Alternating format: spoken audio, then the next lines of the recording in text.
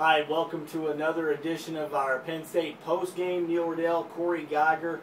Very entertaining game against Indiana, and boy, 24-24 late in the third quarter. You're really wondering if they lose this game, this could be really bad. But they made some plays when it counted, blocked punt, interception, game over really in a matter of a couple minutes. Yeah, which is I think what can happen against Indiana. Indiana's hanging in there. Obviously, their defense is one of the worst around, surely in the Big Ten. Penn State's is close, but Penn State made some plays when they had to. Their last 4 possessions, Indiana only gained 3 first downs, so that was important. Penn State, was that Penn State's defense, or do you think Indiana was just completely flat after that blocked punt and the interception? I'm sure that that clearly was the turning point of the game, the play of the game, to get a special teams touchdown. You're looking. What's troubling me about the Penn State football season is they are so up and down. I mean, here you go. You come out against Northwestern. You're flat. You respond with a tremendous second half. You sustain that against Ohio State for 2 quarters, and then you go into the tank completely. Today, you jump on Indiana in front of really what's a bowl home crowd, and you just keep letting them back in the game. Let's get to something I think a lot of fans might be interested in at this point, and that's where they could end up in a bowl game. We just watched Ohio State come back against Iowa. Michigan State came back earlier today to beat Purdue, and you've got Wisconsin with 1 loss. 2 of those 3 teams are going to end up in the BCS. So the way we all figured, we kind of all on the Penn State beat put our heads together today, we figure the Gator Bowl in Jacksonville, Florida on New Year's Day seems to be the most likely choice at this point. The Outback Bowl could still be a little bit of a possibility, but 2 teams from the Big Ten go to the BCS. Then the third one of those 3 goes to the Capital One. The Outback would sit there and probably take Iowa. Would they? And see, that's a good question. If you have an 8-4 Iowa team, and say Penn State beats Michigan State, right, who does the Outback Bowl take, Iowa or Penn State? You got the trump card of Joe. I think Penn State would be a better TV draw.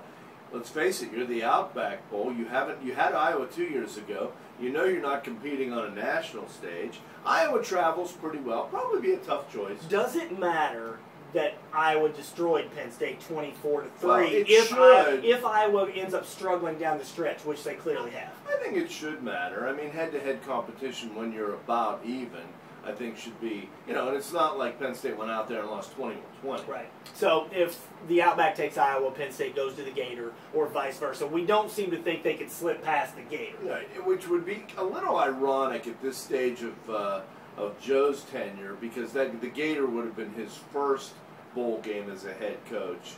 Would it be his last? Probably not. Looks like he's probably going to come back for next year, but that'll be another story for another day leading up to it. But the Gator has such history with Penn State. Now the news of the day, and you wrote about this, really just some disappointing aspects here. Captain Ali Ogbu, late for something this morning, doesn't start, doesn't get to come out for the captain handshake.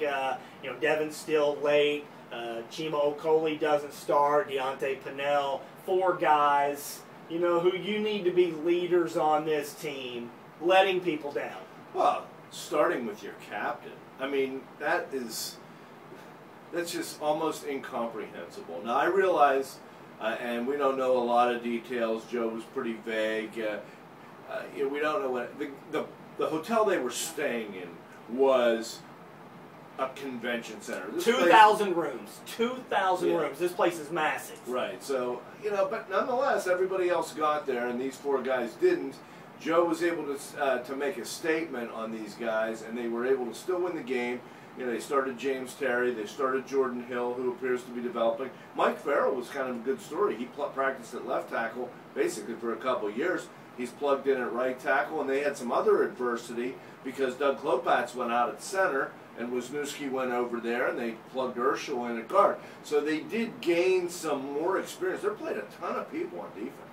Crowd listed at 78,000. Not quite sure that's how many people are here, but you can see. They seat 90. FedEx Field's a nice place. You saw it on TV. I thought there might have been 65, 70, but it said 78,000. 80, 90% probably Penn State fans. Like a home game. It's who they are. It's who Indiana is. You got to sell out. Right. It was. I wouldn't say this was a good win, but it would have been a terrible loss. So at least you won. Yeah, and that's what I'm looking at. I mean, you know, how can this? You know, Indiana's not. They're the only team that has not beaten Penn State since Penn State got in the Big Ten. It's now 14-0, and you know, it's a home game. I mean, there's 90,000 people here, and 78 of them were, or the 78,000. It seemed like 70 of them were Penn State fans, and yet you're locked in a struggle with Indiana. It's, one note to the people down here at FedEx Field.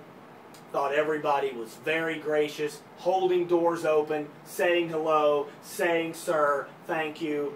We talked on the drive over here about if you're the Washington Redskins and this is a one-shot deal for a college game, put your best foot forward.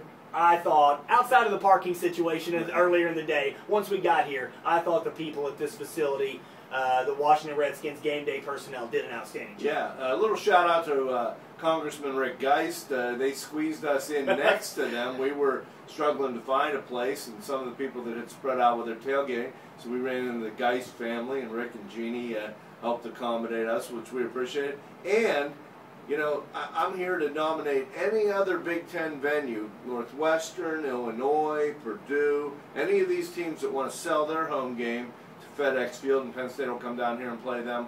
I'm all for it. Big week. Anytime you go into the last game of the regular season, the questions about, will this be it for Joe? You know, Neil and I will get into this a lot more extensively on Tuesday after his press conference, but it will be something everyone will be talking about this week. It's Thanksgiving week. Happy Thanksgiving to everyone. But what do you think? He keeps talking about the youth of the team. You know, he keeps talking about trying to get this thing where he's comfortable with it. I just don't, until we hear from him that he's not coming back, I just don't know that I'll believe it. I think he's coming back. His health has looked a lot better recently. I've been told by some people they think he's coming back. Neil's been told by people they think he's coming back. So, hey, as long as his health is good, I think he's coming back. For Neil Rudel, I'm Corey Geiger. Thanks for tuning in.